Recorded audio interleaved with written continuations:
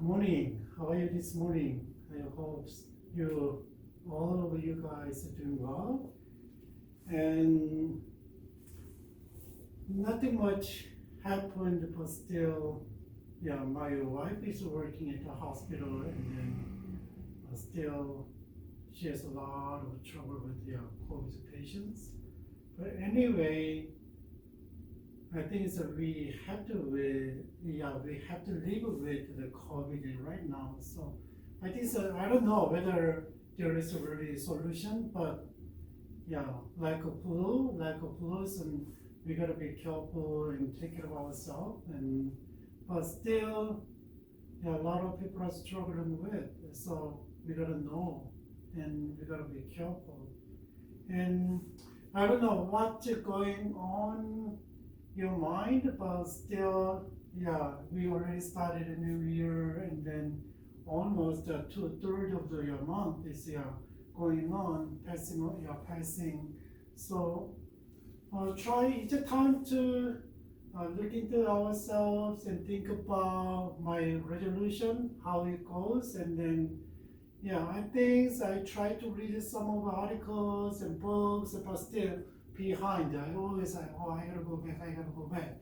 So I have a plan for this year, but I don't know you guys, and if you have any special plan in this year, so I hope that, so maybe every month, and then by monthly, and then you can check how you guys are doing. But take your time though, so you don't have to push yourself all the way. Sometimes we need to do it, but sometimes too much, and then you guys know how you feel like.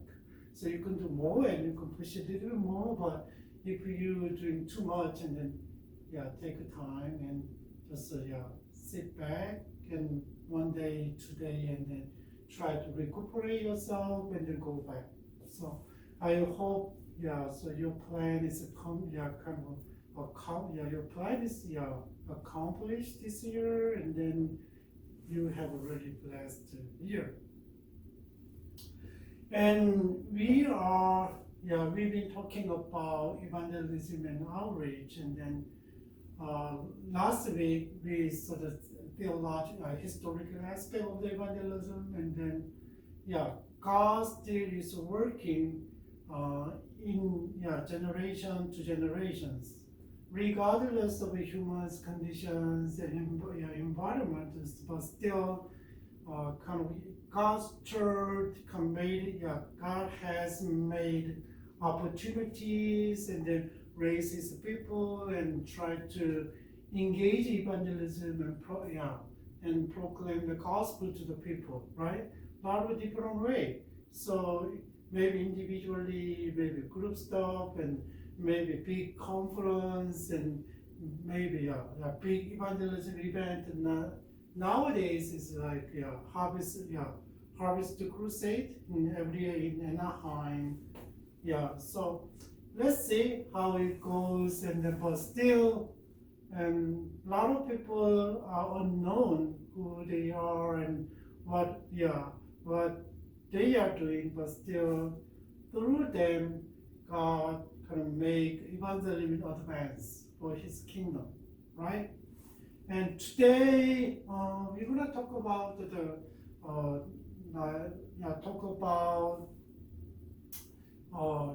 the cultural environment that we are in, and maybe after modernism, we call it, some people say late modernism, but really focus on the individuals and freedom. But later on, that the late modernism transition to the postmodernism, because the late modernism is still carrying over the modernism principle of modernism, so, right? And then, but postmodernism that we are living in now, and it's totally different from the modernism. So today we're gonna go over what is modernism, what is postmodernism, and a little bit think about the pre-modernism, that what was really focused on, and we can see how we can engage with in this generation. So maybe the articles a little bit outdated, but still work, and it gives you some idea about how can we engage with the postmodern generations. We are I'm maybe baby boomer and the Gen X, around the beginning of the Gen X. So probably every generation we try to, according to the generation studies, and every generation has a different characteristics because of the historical moment and population boom, and they divide the generation. Like nowadays, the Gen X, right? They after college and they going to work, and maybe 10 years ago, companies, a lot of business and business sectors struggling with the millennials because they have a totally different mindset. But millennials and Gen Z, even though they are different, but still they share a lot of common things. But they are the generation, in the postmodernism, right? Maybe millennial and Gen X still they are in postmodernism, but just think about the postmodernism. The Gen Z. So email is kind of popular and one of the ways to communicate with others, but not anymore nowadays. It's more formal, and it's a really important thing is kind of you gotta talk to by email. But other than that, we can now they will make a lot of phone calls, and maybe they use social medias and text and like this, and then a little bit different. But so before we jump into the engagement with the postmodern generation, and then we gotta know what modernism is like. Have you any thought about the postmodernism? No?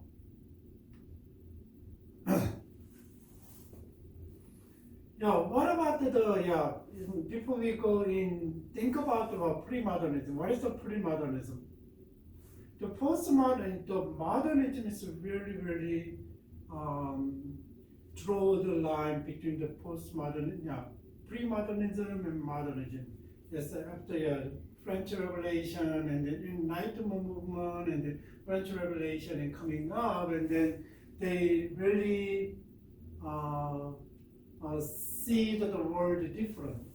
So pre-modernism is a people of modernism in what is the worldview? Really, we acknowledge the supernaturals, right? Like we accept the authority of the traditions and Bibles, and we give them power to churches and religion.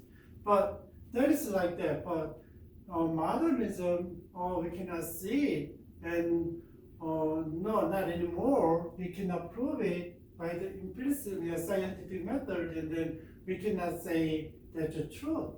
But pre-modernism, even though we don't see anything, but we believe. Belief was really powerful in knowledge, right? Even though we don't see. Look at this in history. We cannot, we don't know anything exactly, but depends on the what? Historian who wrote the stories and wrote the fact.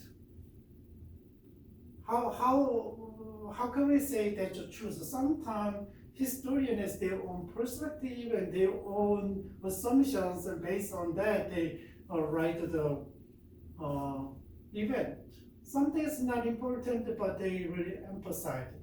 Something is really important, but they don't like it and just skip it. Like this, then sometimes we don't know exactly what's going on. But still, that's why they're really challenged about the pre-modernism authority of the religion and powers and the supernatural things, and then no, we cannot do that. I'm exist. That's what I'm thinking. No, that's pre-modern word about Descartes said it. I think and I exist. Be first. I think. Oh, look around. Look who I am, and I find myself and I exist. That's the kind of basic start line. Now we can kind of compare the what is modernism and postmodernism. Just remember that, and there's a lot of different things between them, right? That's one of the idea that so the modernism is based on the experience and scientific method, and then they cannot understand by the scientific method and experience, and then they don't acknowledge that that's not true. That is the truth. That's modernism. The reasoning is really focused on, but pre-modernism is totally different, right? Just think about how draw the line to Christianity is. After that, that's the Western cultures,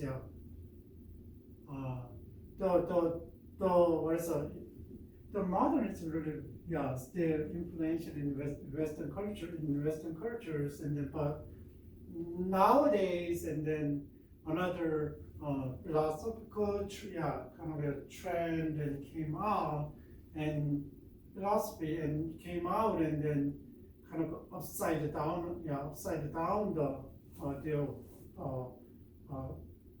belief, right?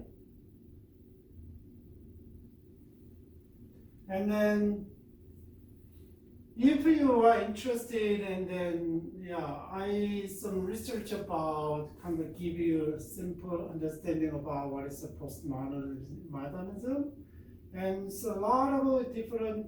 You don't have to go to academic articles, and then you don't have to go to whole books. But nowadays, if you kind of Google and like Britannica, and then other articles, and then sometimes you can go to Wikipedia, and then don't take the information that there is no quote.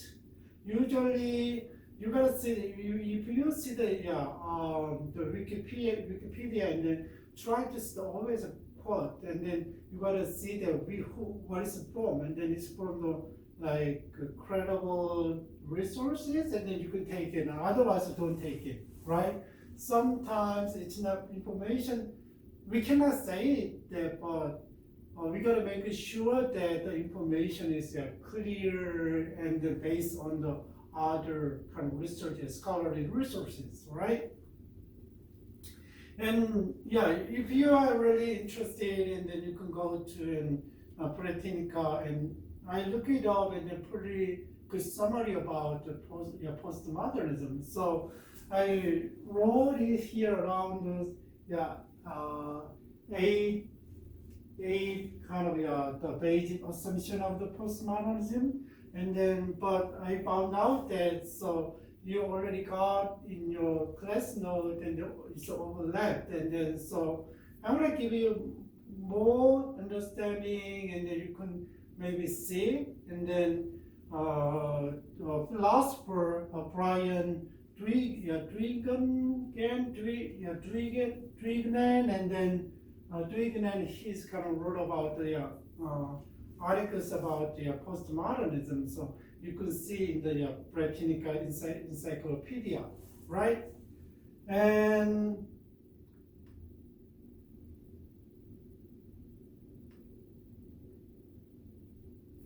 let's jump in the kind of we can understand what is modernism, assumption, and the postmodernism, and then through comparing the two philosophies, and then we can understand what was their past belief and belief in the past, and what is the cultural trend right now, right? The sources is about this is here, and then you consider in your textbook. And look at this modernism and enlightenment, empiricism and humanism. Modernism is really focused on the what empiricism means based on the you gotta study about the truth by what scientific method.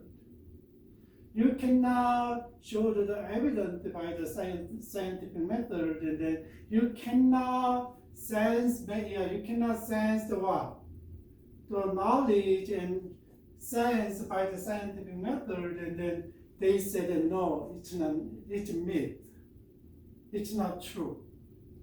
That is, and that's why the human reasoning is really and focus, and then logical reasoning and follow and try to prove that's true, right? And it's really focused on the human, it really gives them human ability and big credit. It's really human-centered. That's why the humanism started from the modernism. So the reasons and science provide accurate, objective, and reliable foundation of knowledge, right? So maybe you go to study physics and pure science, and nowadays and we try to study in social science, and then we try to use a lot of this way. Whether the postmodernism take or not, and that's the way that we can study. And maybe you experiment and your study is not reliable because not enough for your population, and the procedure is not right, is kind of doubting, and then it's not we cannot give you credit, right? That is basically the reasoning and scientific methods, and then heavily rely on them for the knowledge. What about the postmodernism? Postmodernism is kind of reasoning science of ideologies in what? In Nietzsche's or Marxist sense.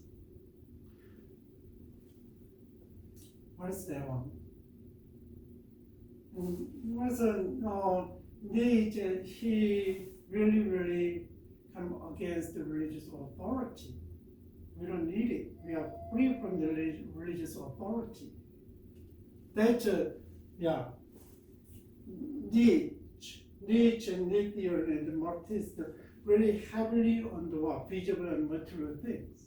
Other than that, no.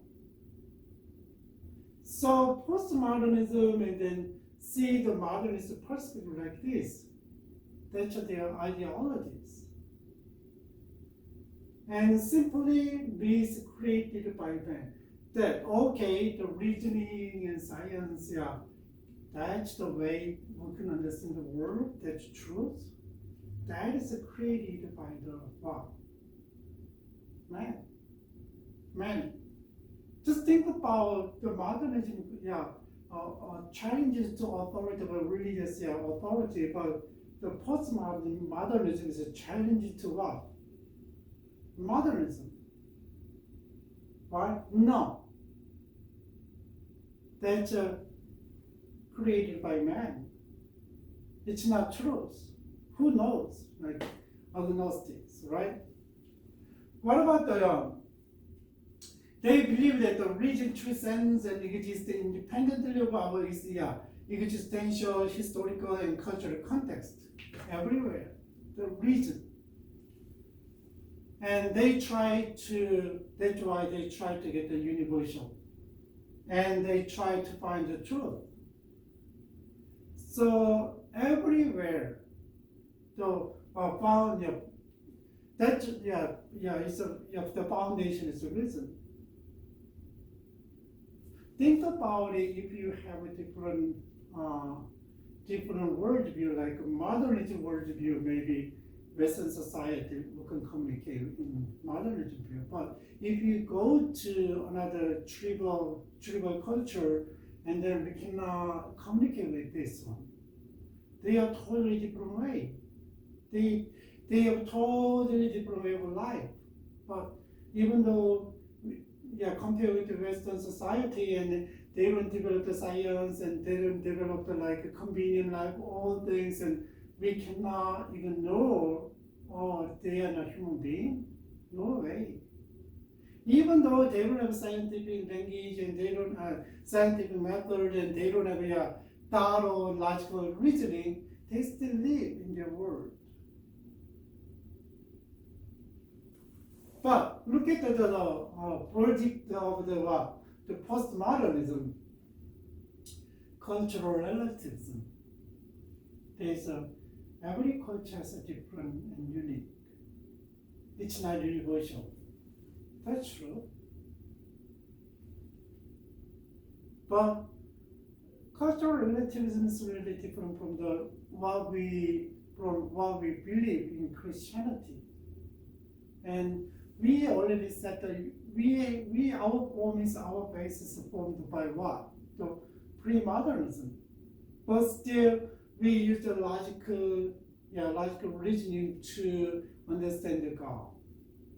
But we believe that all the truth is in God.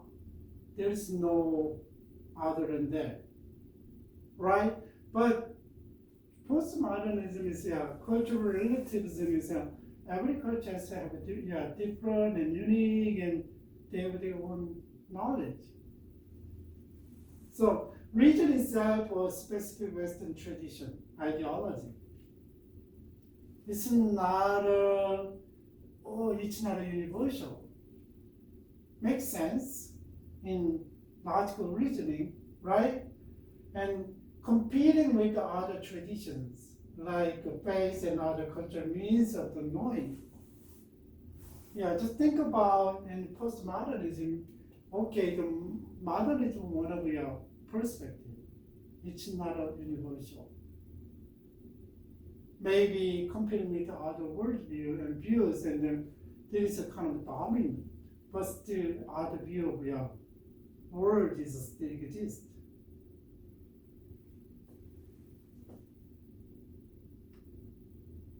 That is a totally different. I don't know how you guys are thinking about. Already I told you there is differences between Christianity and postmodernism. Modernism kind of destroy the Christian faith, but postmodernism is kind of open to think about the past and other past cultures, right? That is a good thing to communicate with some people. Postmodernism.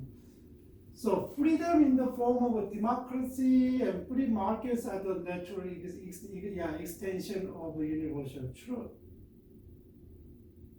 Don't you think so? It's based on the Darwinism.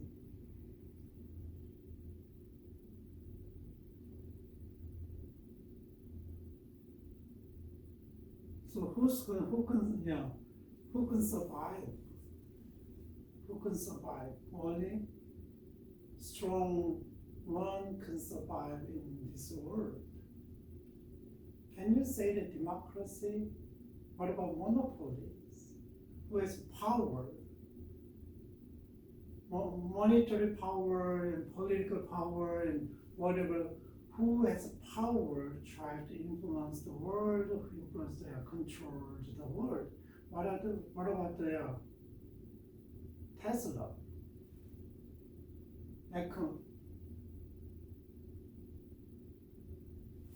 The owner of Teslas. I don't know how you think about him, but I have a different thinking about him, right? Typical capitalism. But who said the freedom in the form of the democracy? There is really freedom. The modernism thinking, right? That's modernism. Yeah, modernism. So, yeah, the reasonable belief, right? And we hold this truth to be self-evident.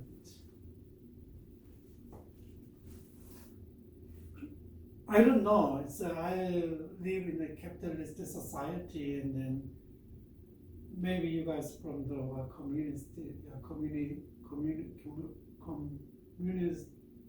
society, and then the world is a little different, right? I know that is a economic system, but still, what about political system is different? What about the religious system? The communist society don't acknowledge the belief, especially Christianity, right? It's based on the materialism. Okay, but it's a cultural relativism and democracy and capitalism are specific Western tradition. I agree with it. That's just another cultural relativism ideology, and comparing with other tradition, China and Russia especially challenging this assumption. Also, democracy and then capitalism, like all ideologies, are often used to colonize foreign cultures. Yeah, imperialism, and colonialism based on this one. Yeah. And they said our political system and economic system is better than yours. Exploit the poor countries, and countries that don't have a power, right?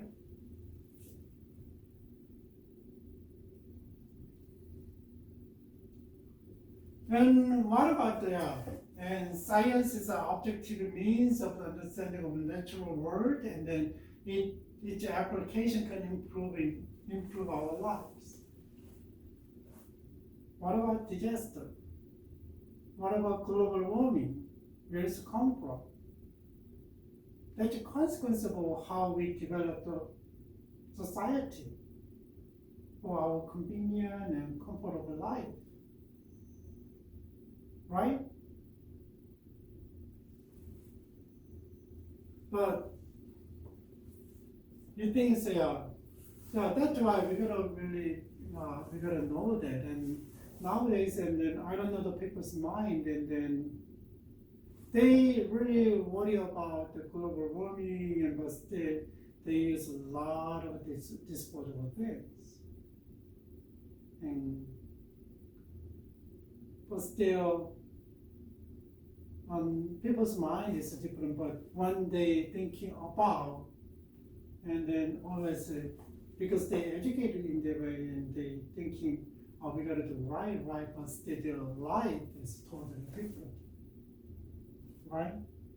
Still, like, maybe we use a lot of gas for transportations, but think about instead nowadays we try to we are in the transition to electric cars, but I read an article, and then they don't think about how they deal with the battery already used up. How cannot they deal with it, right?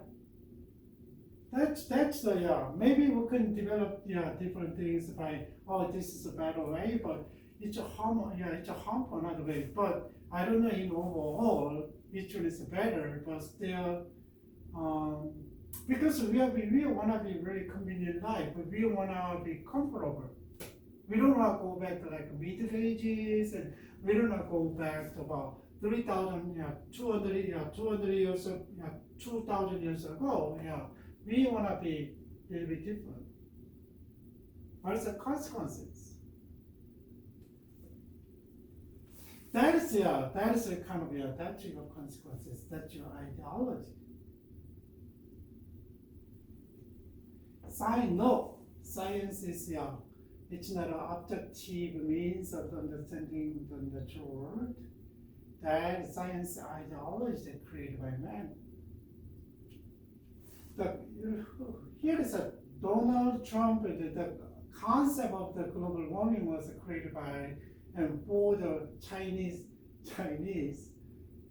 I don't know. Yeah, I don't know that it's Chinese, and they sell all things that Western society need, right? Who consume the most? Maybe they consume a lot of things to produce what the Western society need, right?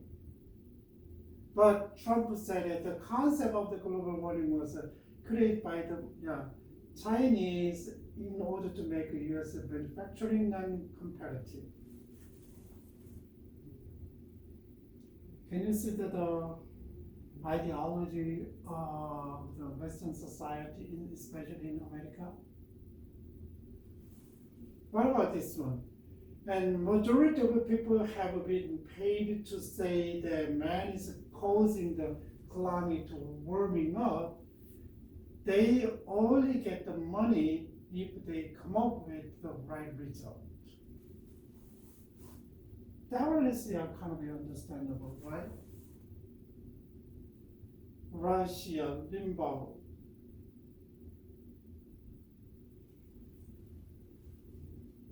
Eventually think about it, why we had to create this problem, but now just trying to solve the problem. Still, we have a lot of different things, but sometimes it's not just one country's effort. Did I tell you that? And once about almost 20 years ago, we visited, not 15 years ago, we visited, my family visited Ghana for missions, and it was really surprising. And think about, we tried to worry about the global warming, we tried to worry, we are worried about air pollution and all things, and then, so I saw the smoke, coming up to the heaven. It's a dark smoke. Well, I didn't know what it was like. But we passing by, and then the missionary taught us, and then they are burning the tires to get wire and then to sell for their living. Do you know tire and make it kind of a strong, and inside it's wires in there?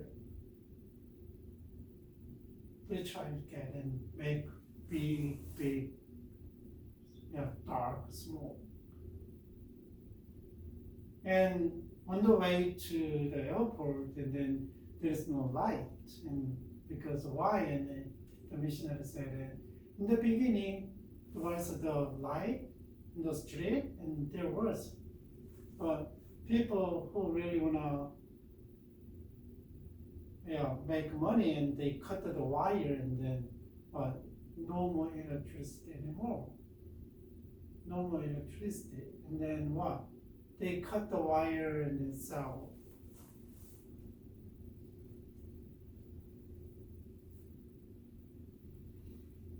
Just think about the society, and it's hard to be universal because there is imbalance in economics, and there is imbalance in power, and there is a different lifestyle, and people are dying, but on the other, this side, and people are dying on the other side, and throw the food away, right?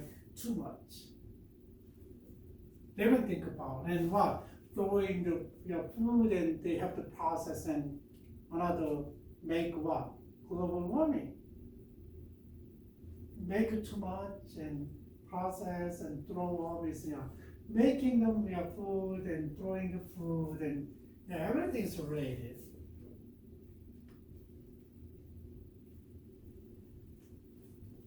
So reason will lead to universal truth. All cultures will embrace, but I don't think so, right?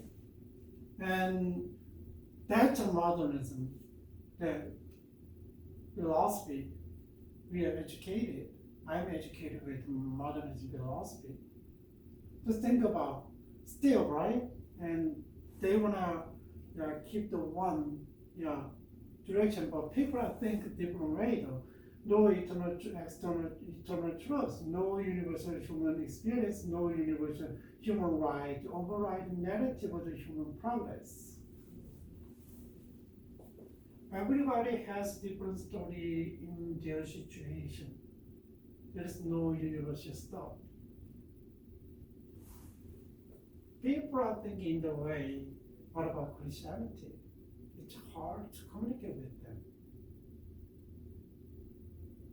Each one of us, narrative in 2000 ago, and what Jesus movements there, people followed, and that's their story, partially in the culture in Israel. What about the dominant, the religion at the time? Judaism, they have power. But Judaism is kind of limited under Israel, but Christianity is kind of went beyond the Israel and influence to the world, right? That is their thought. So language is really transparent and one-to-one relationship between signifier and signified for language is a different there's a basic tool to communicate, right? That's why we said a signifier, but still look at this, and then the modernism is without language and it's hard to communicate. That's why there is who has the country has power, and the language is really powerful. Like English, and where we go, and then it's a basic common communicator, right? Communication mean. But language is a fluid and arbitrary or rooted in power and knowledge relation. I already told you.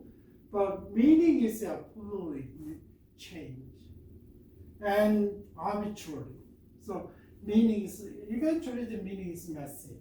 That's why this generation and try to find the meaningfulness in life.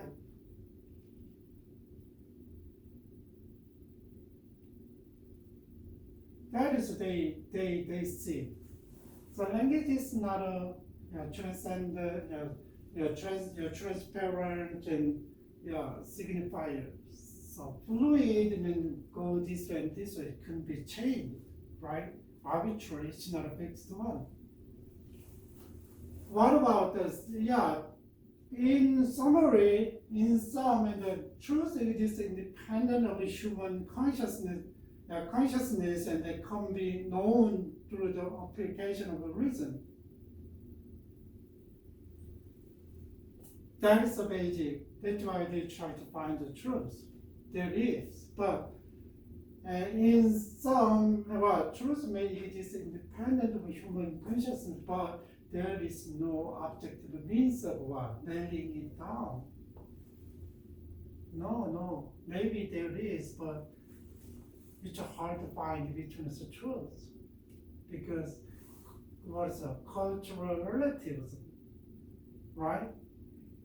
Every culture is different. Their perspective is different, and their understanding is different. So all the enlightenment, the conclusion leads from this assumption, right? But what about the postmodernism? Hey, how do you feel? What is the difference between postmodernism and modernism?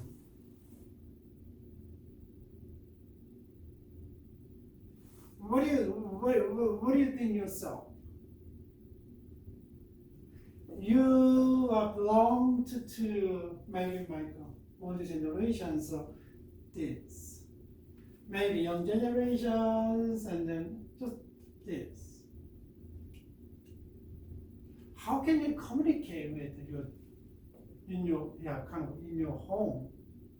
My children is this generation, and so my wife and I belongs to this generation. Sometimes it's hard to understand. Even though, just think about there is a personal differences. Even though cultural influence and trend is there, but still there's individual difference.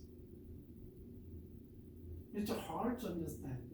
My older one, she kind of a personality-wise and more distant. My younger one is like, she is a kind of mindset, and then she's really emphasizing logic and really distant. But they are raised in postmodernism. She said she's 20 now is going to be 25, 24, and she's going to be 25, and she said she born in 1998, and she was in high school and junior or senior like this, and then she was junior, and she's junior or senior in high school, and then she said it's hard to understand the 2000s. That's Gen Z. She is kind of overlapping in Gen Z and the millennials, and the last year of the millennials and new year of the Gen Z depends on the academy. Scholars, how they define the period of the generation. And she said, so hard to understand. I don't understand them. There's a gap. She said, I'm really used to textbook. But Gen Z, they some of them say they never seen the textbook. They are already the iPad generation. And see the physical textbook. They see textbook with the iPad. Flipping with the finger, but it's one iPad, and they have the whole book, big books, and when it's stay school, when it's stay home. Sometimes school doesn't provide it; they have to buy like $100 physics book and other books, psychology books. Really interesting and different generation that people are living now. So I can understand this generation what they say, but I don't totally agree with this. But if I follow this logic, and then where's my faith?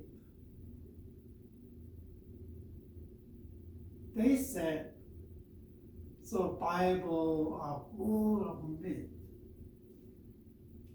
Full of myth. They cannot prove miracles. They cannot prove signs and wonders. But if you see the Bible and full of stories of the signs and wonders,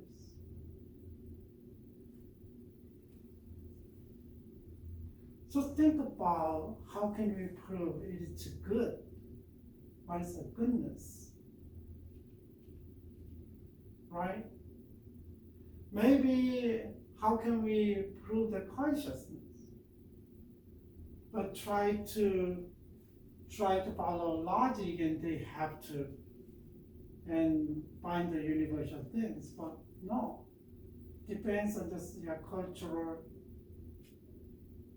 I believe that there is prototypes of your culture. I believe that it's a biblical culture, it's a heavenly culture. But even though maybe there's a maybe there, maybe, but this is they totally already abandoned the religious authority, and then they really rely on their reasoning, logical reasoning, scientific method, right? It's hard to communicate with.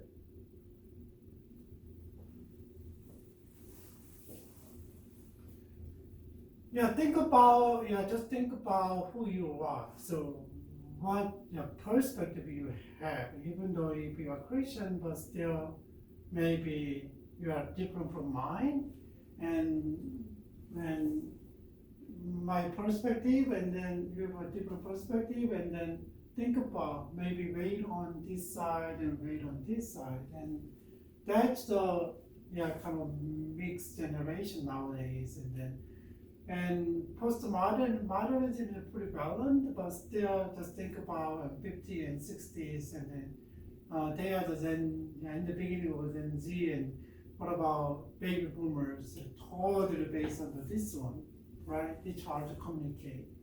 There's a lot of trouble with your parents.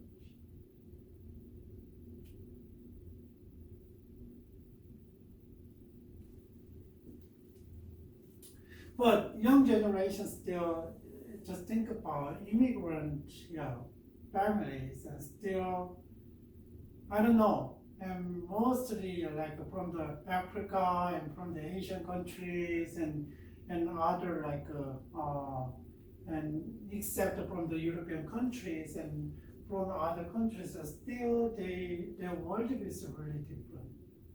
Collective society. But if you're from China is a different political system, right? It's a different economic system is different. If you Korea, and then it's not whole like a free market, right? Government controls a little bit, and then but still give them freedom. That's another issue. So how much government involved in market, and then they controls, and then a lot of corruption is there still. Communist society too, and capitalism too.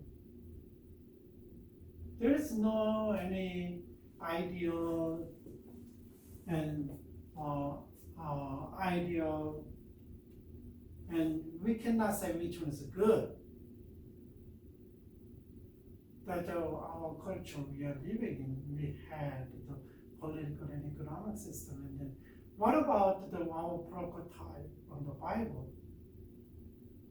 Once, when you understand the Christianity, and then always see, really, the prototype is what in Genesis. It's hard to understand everything. The prototype, because it's very limited. We can understand, and then in Genesis, and then Revelation chapter 20 and 10:1, and then Genesis chapter 1 and 2. And in the meantime, we can see the little by little God teach them and manifest himself, and then the instructions, and then that's the way that we can glimpse over the ideal system and cultures, heavenly cultures. But it's different from this, definitely, right?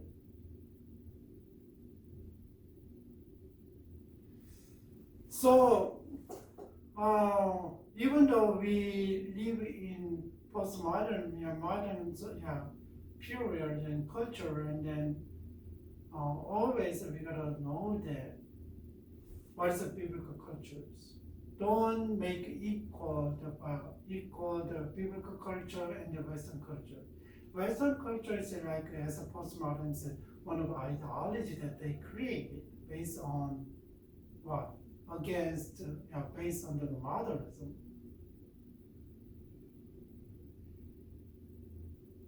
So even though we follow the Catholic Church, and we follow Protestant, and we gotta know that which one is a biblical, based on the biblical culture, and which part is not. Sometimes really intricated their culture and the biblical culture, we gotta separate. A lot of Western people, American people, they believe that their culture, their Christianity is the right way, right one. Not really. They're practicing based on their culture. They're created by the Western society and influence. The Western, just know that, and Christianity is practiced in America is different from the world. in other European countries. Because the political system is different. Somehow, not all the time, somehow there is always religion is influenced by the political system. Other than that, you should be a culture. Mean against the culture, and then like in Rome, a lot of Christians are willing to sacrifice their life because of the faith. But nowadays, I don't know how many people, how many churches. So we gotta know the kind of difference, and right, and we need to know. And that's why philosophy is very important. Yeah, I didn't know the philosophy until I go to college, and then I majored in philosophy in Korea. My region that I studied in philosophy, and then my pastor said, "Oh, if you wanna go to seminary school and you study philosophy at college." I didn't know why. It's very clear. It's also theology is really connected, mingled with philosophy, because it's from the Western root.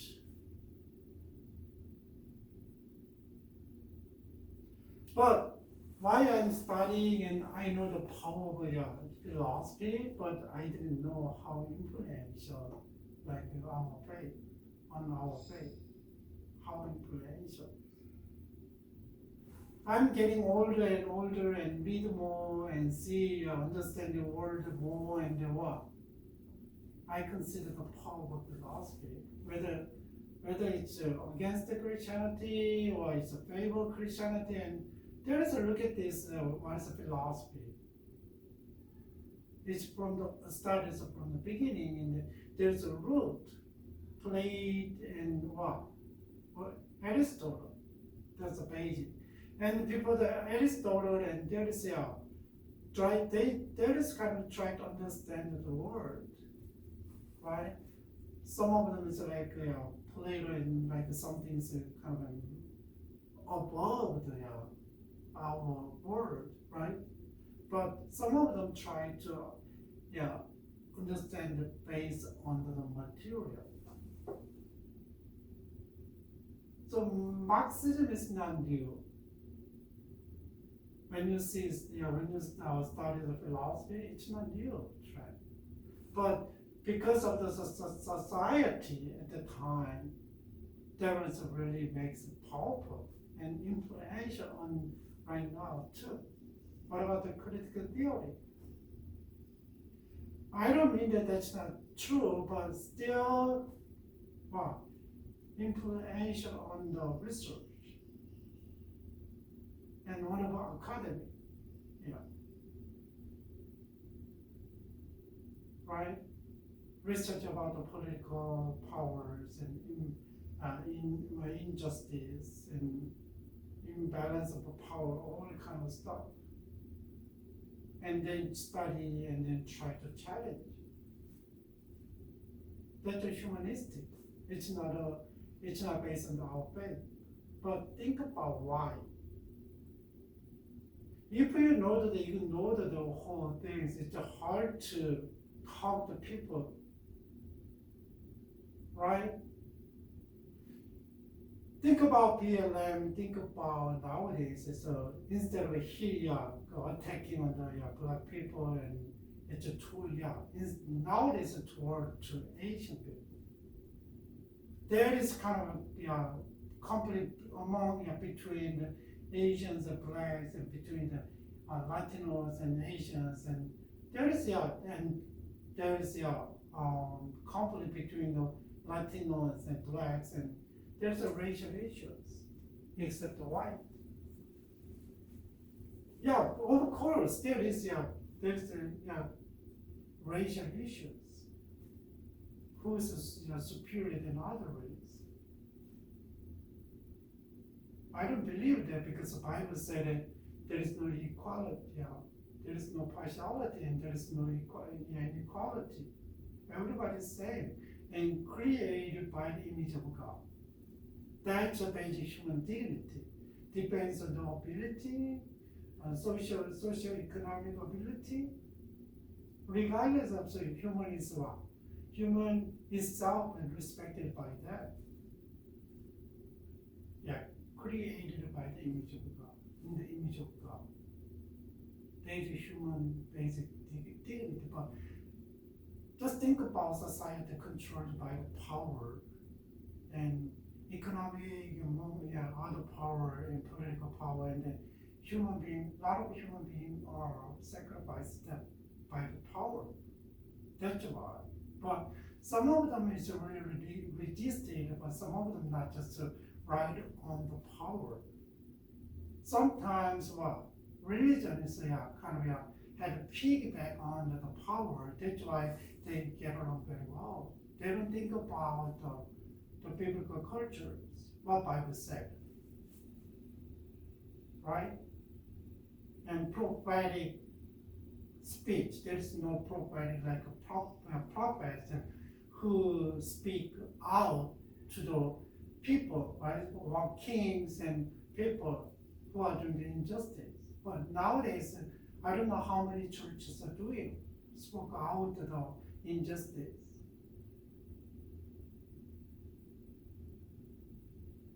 There's a lot of different issues going on, and that's why another issues in missions and evangelism.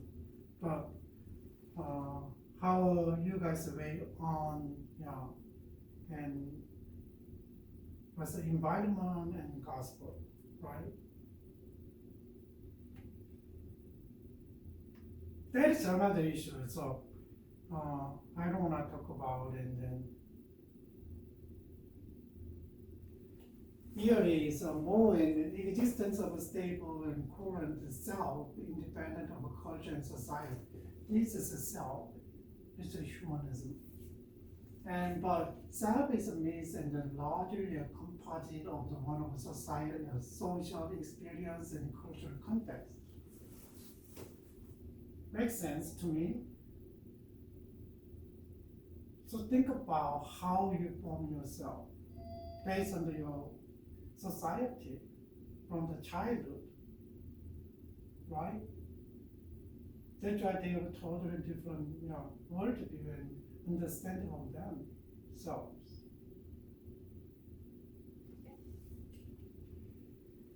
They say identity is static, but identity is fluid and performative. Look at this, modernism, identity is static, and one either is one's racial, ethnic, national, or gender identity, or one has an innate identity which should be separate from the social influence. Like here, one example is sex, right? Sex, man and female. There is no other.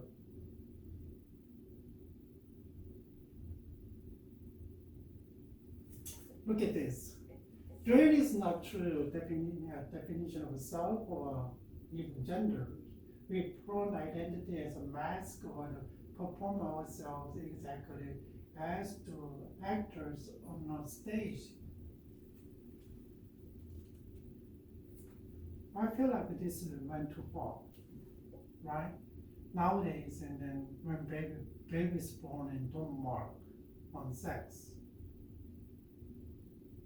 Biologically, you can say that male and female, but nowadays, the society is changing, don't mark, they're gonna change. But if you ignore the biological sex, it's not gender, sex. Gender is different, how you pronounce, how you see yourself.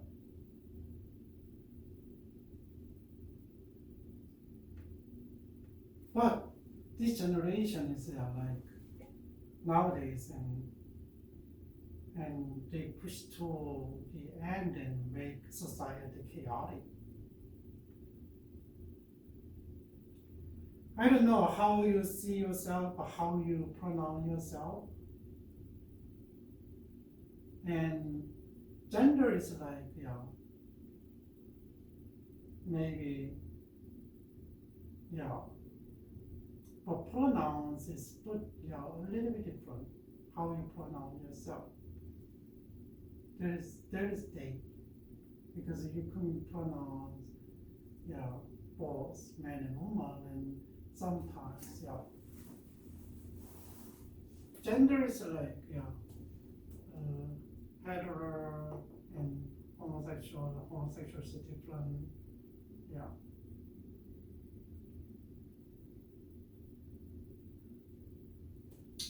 There is but that identity is like several uniqueness of human being that created in the image of God, and then we are equal in God, but they divided politically. They use them, right? Make rationalize what they do. Once I tried to understand why was a racial superiority. They use the biblical word, and then it does make sense to me. But at that time, based on their understanding, maybe they formed the assumption and then they use it. That's why. It's influenced in this generation, and still they believe, some of them believe it.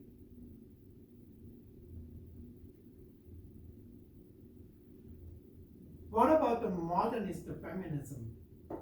And women are oppressed by patriarchy, some men's, and can use a reason to achieve both independence and regain their authentic selves.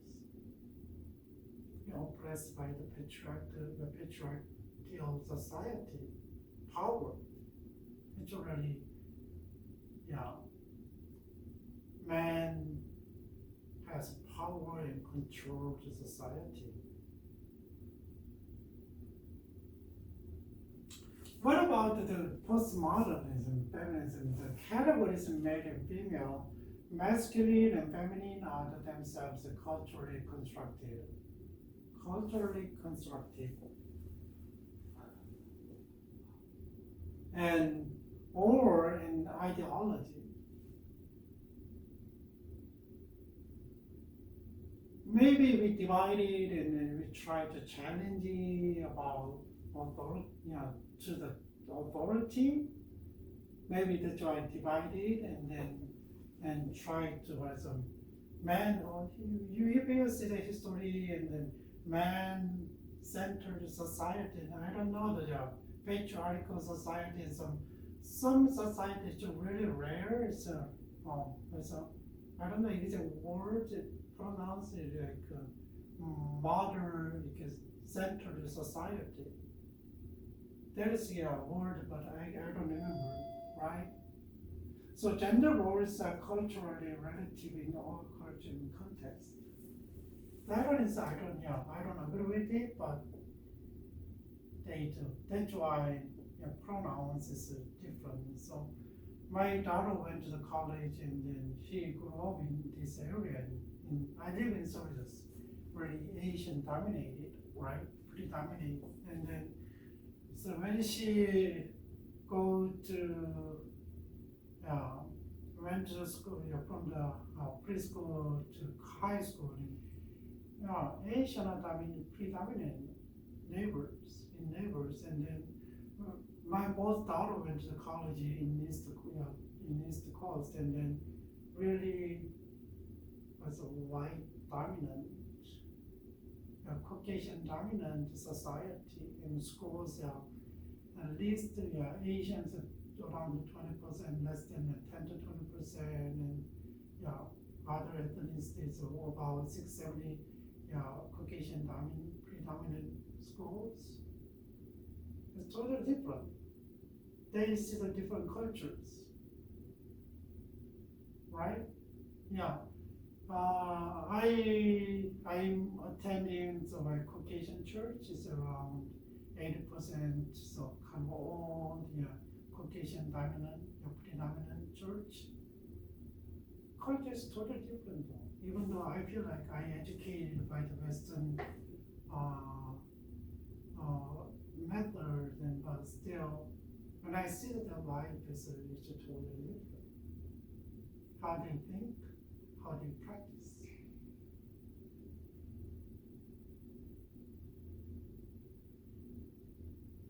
So modernism is really based on the realism, right? And there is a depends on the literature and the film was really based on the realism, because they try to find the truth, but not really. But postmodernism, postmodern literature and film is realism is not any more real than the fantasy. Maybe realism like fabricated by something, and then just think about it. There is no absolute truth. That absolute truth is the outcome of the what? Reasoning and scientific method, but there is no absolute truth.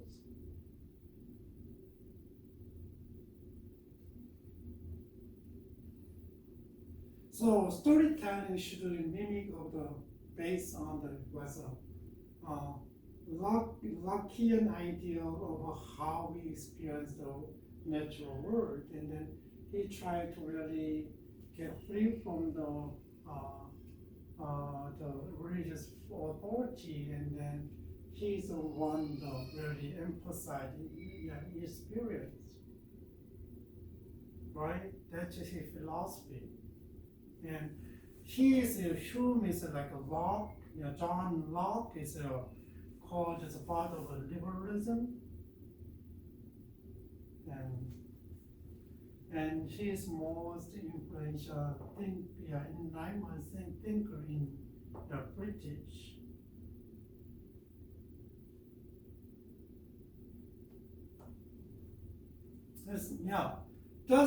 So it's a storytelling should mimic of the like an idea of how we experience the natural world, but they said we are free to tell a story any damn way we want. We don't need it though. We don't need it, right?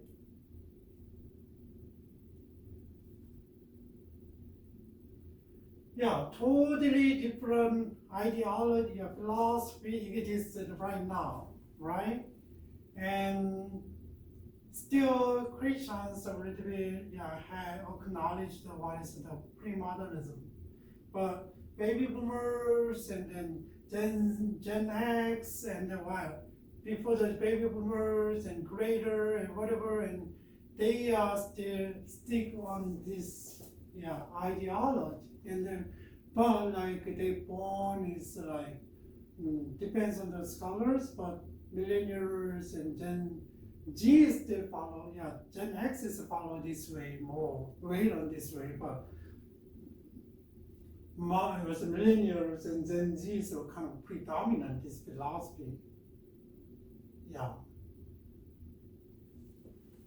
This philosophy is really predominant in Zen millennials and Z, but still, kind of the pre-modern philosophy and modern philosophy and postmodern philosophies and coexist in this world. We are different, right? That's why maybe they become more acceptable and maybe inclusive than other generation, but still there is a barrier.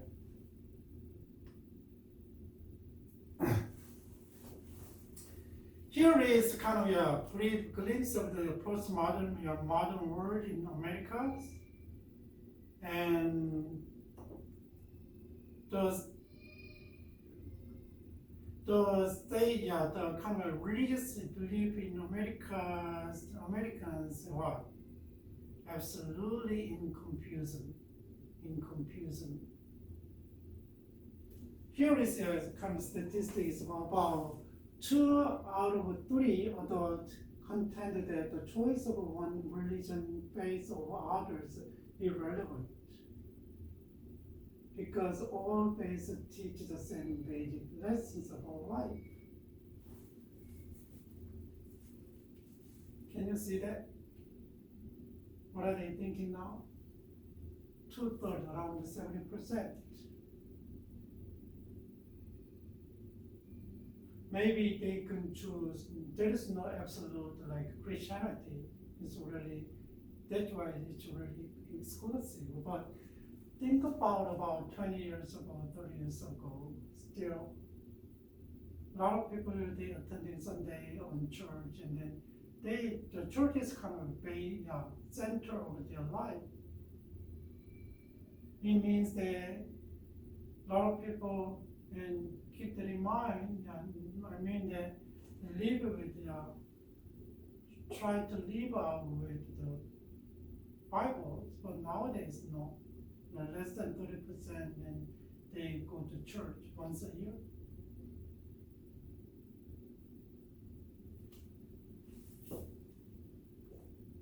Look at this, and most Americans cannot name the first book of the New Testament.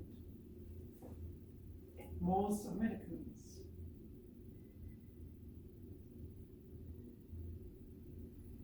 And still, even though like kids who raised at church, and they don't know the Bible story exactly. They go to Sunday school and junior high youth and junior high school and high school. They don't know the Bible story exactly.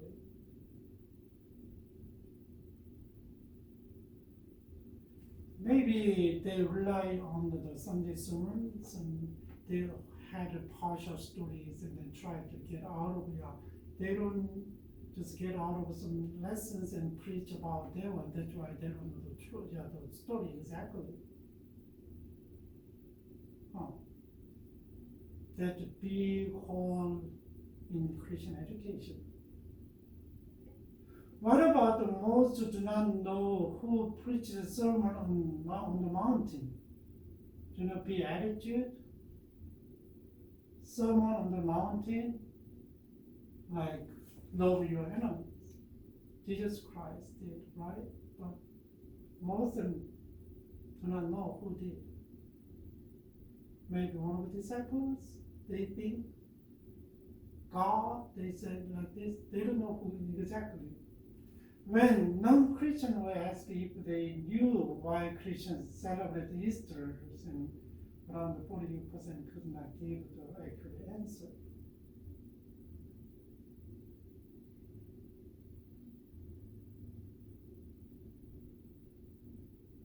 (46% in America). Easter is kind of one of the holidays, right?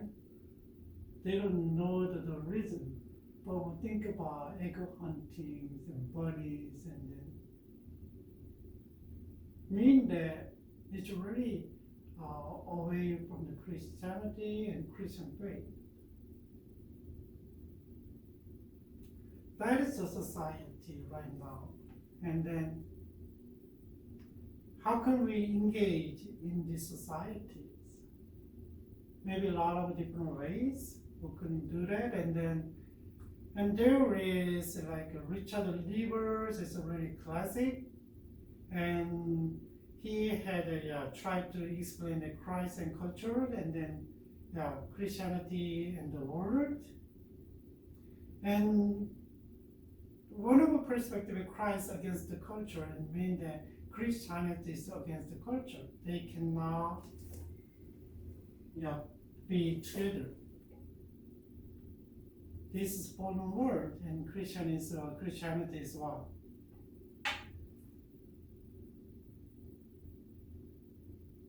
New way of life and totally different. But what about Christ of the culture? And they believe that Christianity part of culture, and adopted culture, and be together with the culture, and then and the Christianity in the world, and then they are same. you cannot be against.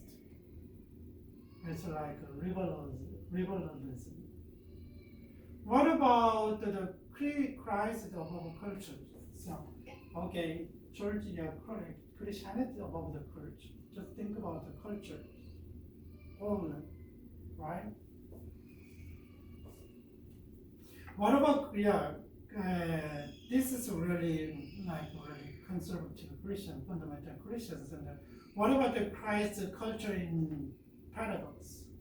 Paul said, I know the what is the truth, so I try to follow, but still I live in this world and still struggling in this way and that way and try to stand what I believe, but it's hard and fail, but I needed Christ's grace like this in the paradox. What about Christian transformation cultures? There is and what is it, the original Christianity is kind of come to the world and then what? This is the fallen world and then what?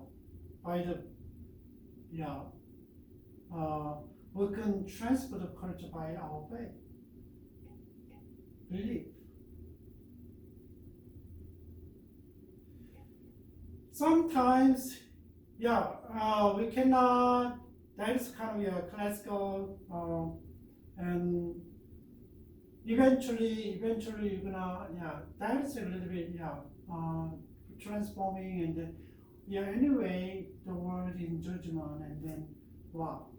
But still later on it's gonna be transformed by God and then we consider the pictures and they try to, even though this is a fallen world and we're living, then we try to show who they are, and then they can change it to Christianity, and then that's one of the understanding, and then that is a classical view, and depends on what kind of perspective or worldview you have, and then maybe you consider, and maybe it's not one or two, and maybe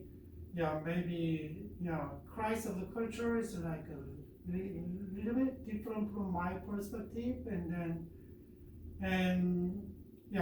Christ against the culture is a little bit different from my perspective, but above, Christ above culture and Christ and Christian is a paradox, and then Christian transforming culture is. I have a little bit of that one. So if you are interested, and then you can read a book, Richard Niebuhr's, and then Christ and cultures.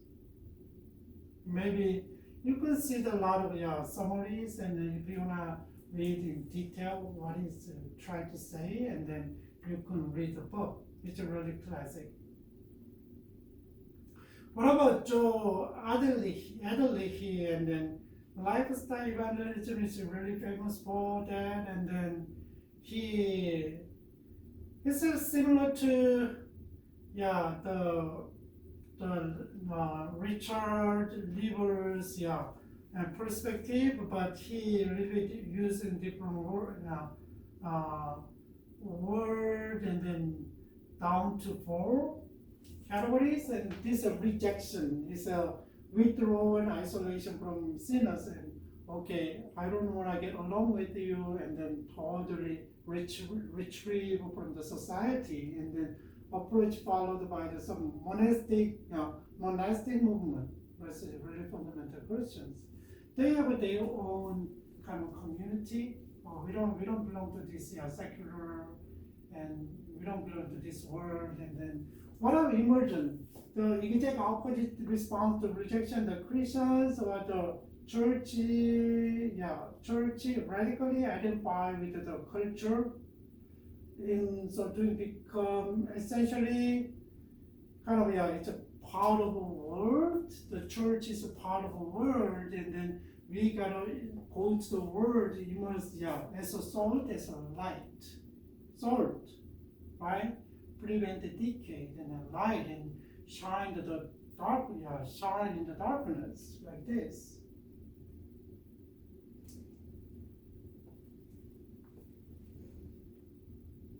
That's immersion. What about spirit adoption? And spirit adoption is the kind of mixed with rejection and immersion. So he said it, spiritual schizophrenia, and this person tried to be a citizen of the two worlds and then drift from the majority options.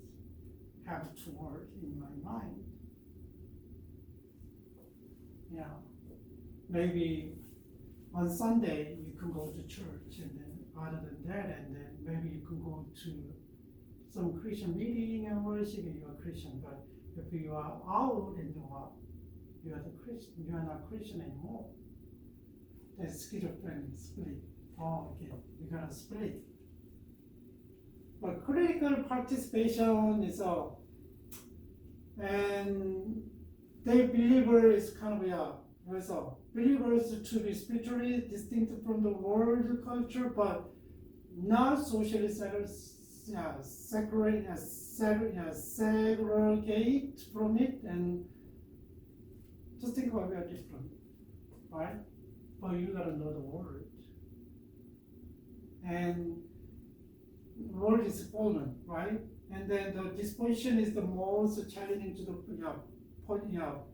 challenging of a position to adopt, because believer must always live in the tension in God's word, like a paradox.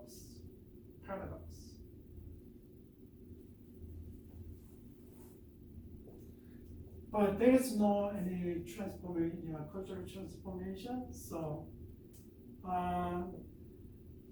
maybe you have a lot of different thoughts, and there is kind of a basic way that we can think. But if you see what is the biblical truth that we can use, and there is a principles from the Act, Paul, how he engaged with the people in Athens, and then if you read chapter 17 to 16 to 34, and just Paul showed when they see it, and he has already put in the heart, they need Jesus Christ, like this. And then effective witness begin with the people are in the spiritual pilgrimage. How are they moving around? And just think about they are worshiping unknown God. Many gods. What are they looking for? Where their heart is. Right? And effective witness teaches the true and living God. It's not other than that. Paul, he bring up the Jesus Christ and God. God and brother, Jesus Christ. And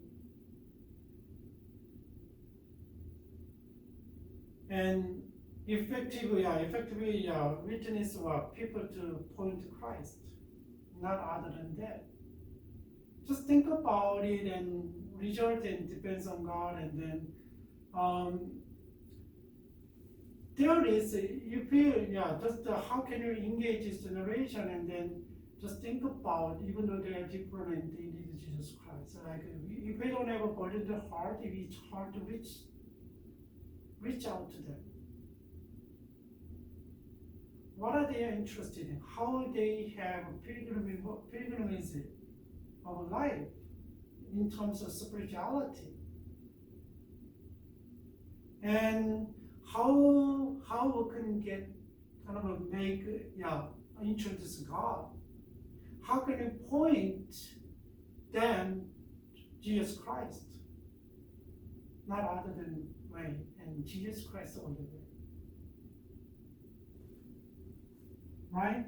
That is one of the kind of biblical and stuff, and then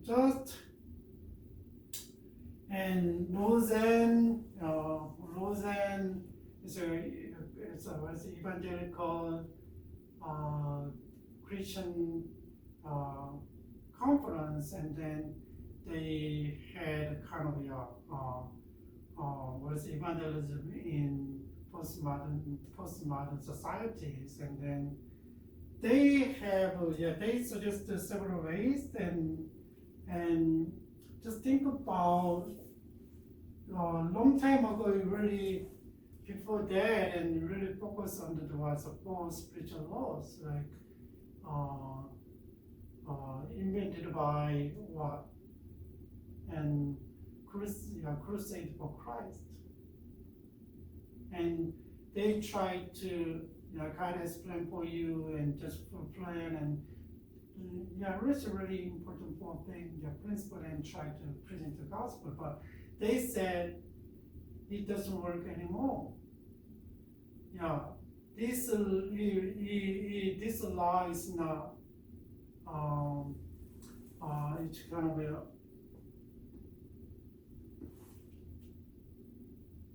it's hard to engage with the postmodern societies, and it's really based on the modernism. So they suggest it's kind of a four-way, and then it's like several ways, and then what is their felt needs, what they really needs. We gotta know their need. That is one of the things, and another one is use a parable and don't talk to the Bible as it is, and then just think about Jesus Christ and use a parable, and it's a totally different way of the conversation, but try to let them think and kind of draw the attention. It's a better way. It's not as Jesus Christ died to you, and then you gotta believe Jesus Christ, and then you're gonna be saved. Otherwise, you can go to hell. Not like this one. Literally, give them think more. Try to engage into your story. That is and they think about and they let them draw their own conclusion.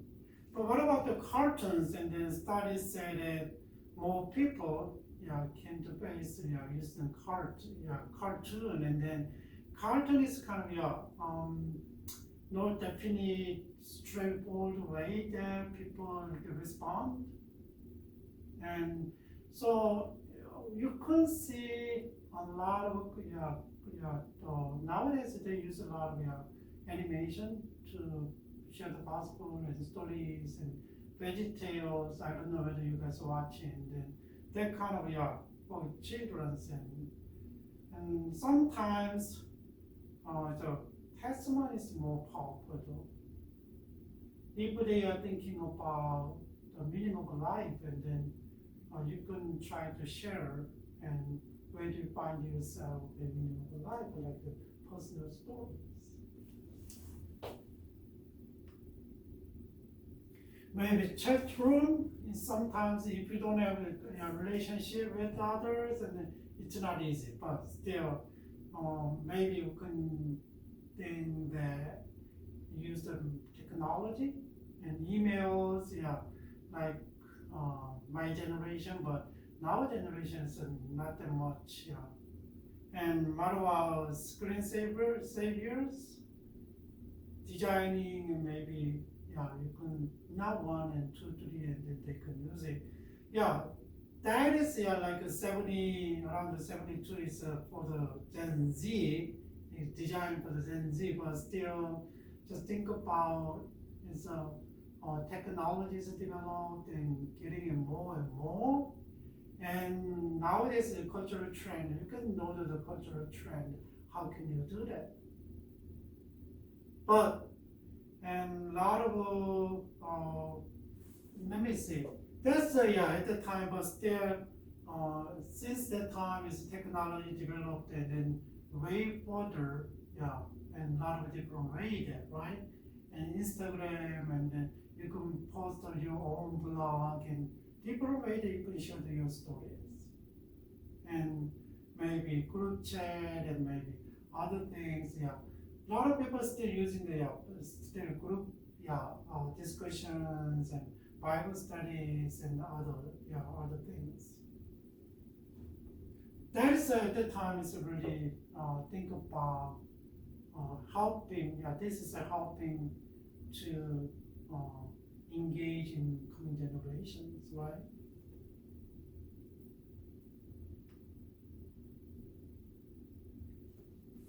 Very interesting though, and maybe you can see how it's different reaching the postmodern generation and postmodern method and modern method. Just a little skim through, and there is maybe we can see a lot of encounters, and then they can know, and then just a single encounters, you boom, the job not really though. And listener centered and the witness centered is really different. And the dialogical gospel story, and then you can kind of engage, let them engage. And this one is a monological gospel story. You present your own, and then it's a gospel story and gospel presentation by logic, like whole life principles. And then this one, postmodern method and asking people questions and giving a lot of information. That one is different though. That one is different. And community integration and individual isolation. So, okay, you're gonna go within society and then kind of emphasize this and from the separate from the isolation, and then really soft and loud and consideration and argumentation.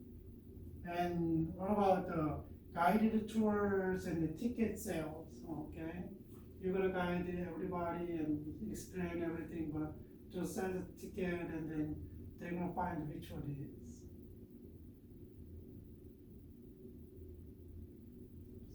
You have supernatural narratives and then natural, right? Natural, try to, and more earthly benefit and then less earthly benefit, really focus on the ideology and kingdom of God, Bible, and then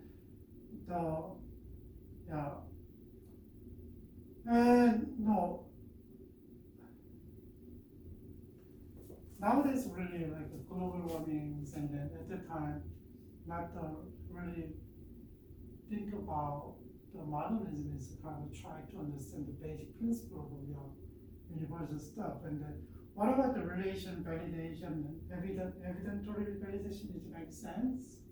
And then more time speed planning and more time harvesting. And this is wait, they're gonna take time and try to, but okay, we don't have time and do like this. It's a lot of different way that, especially when you go to missions, and then exactly just think about why you are doing it.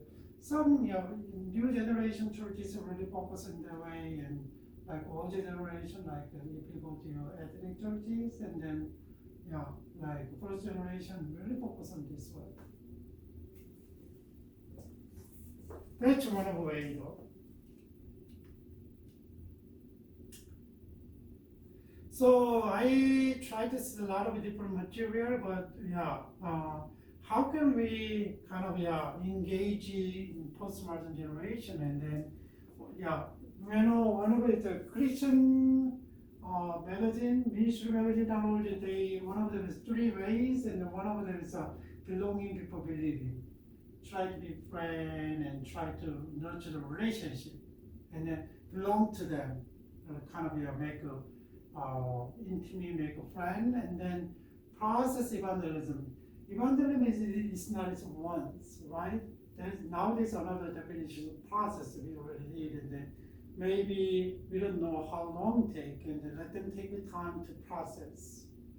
Sometimes you try to share the gospel, and then he process this much, and next, and then I already told you guys in one of the studies, and then said that in England, and then was a 4-year take to become a Christian. they need to process it one by one. So okay, once you present, you show the gospel, and boom, and he's gonna be, I follow Jesus Christ, and he become good. Not that way. Still a lot of things to process, and then make a decision. What about the narrative evangelism? Already show that telling the kind of presenting the gospel, maybe you can talk about your stories and talk about the Bible stories, and then let them engage, right? And then like the method is more practical. So this one is kind of a basic idea about how can we engage, but nowadays it's a lot of different ways that we can do it, right? Sometimes and Instagram, and I don't know how, but if you keep that in mind, the evangelism is a process, and then you can do little by little, and relationship, and then form the relationship, and then maybe another, you can do like this, and then process is like there is Jimmy Long is kind of a 6-step in conversation, conversion process, but still maybe you get a discontentment with the life and confusion over the meaning, and the contact with the Christians, and the conversion to community, right? And then commit to Christ. It's a conversion is one, community and connect to Christ, and then calling to God's heavenly. That one is a process, I don't know. Not exactly, but there is everybody is different though, right? So maybe you could meet a stranger and then present the gospel. Maybe, according to God's provisions, maybe it works, but keep that in mind nowadays, especially you are engaged in the postmodern generation. So technical stuff, and then just think about how do you like to communicate with others? Chatting? Maybe chatting, I tried to do that but a little bit different way, and then that wasn't my fault, but still I tried to share the different way, but I tried to use chatting and emails, and then, but he was not wise, and then in the beginning he responded, and I tried to, once he came to our church, and then after that, and then there is no his age group, and it's hard to get involved in. That's why he stopped, and then after that I tried to do that, and then, but maybe the relationship got awkward, and then he doesn't have communication. Like he minimized the technology, and then he doesn't have a phone though, so he just used it at home, but he didn't respond anymore, and then like that, and then try another, just a learning process. But I hope that you guys think about who you are, and then how do you like. Maybe you're unique, and then what about your friends and other friends, and get us some idea how they want to talk, and then maybe you can, if you have a new friend, someone who needs Jesus Christ, and then just think about it, and then find a way there. If you don't know, try to Google it, and maybe sometimes gives you basic idea. Nowadays, at least to give you some idea, and then you can use it and think about it. Okay, and this week, and then we talk about the basic understanding. How can we do evangelism in this postmodern generation? Postmodern society. So I hope that you guys had chance to see who you are, and then how you are different from others, and help you to reach out to people. So if you have a question, and just let me know, and maybe I try to look up and still which way is kind of effective way to reach out to people. All right, so you guys have a great week and God bless you. See you next week. Bye.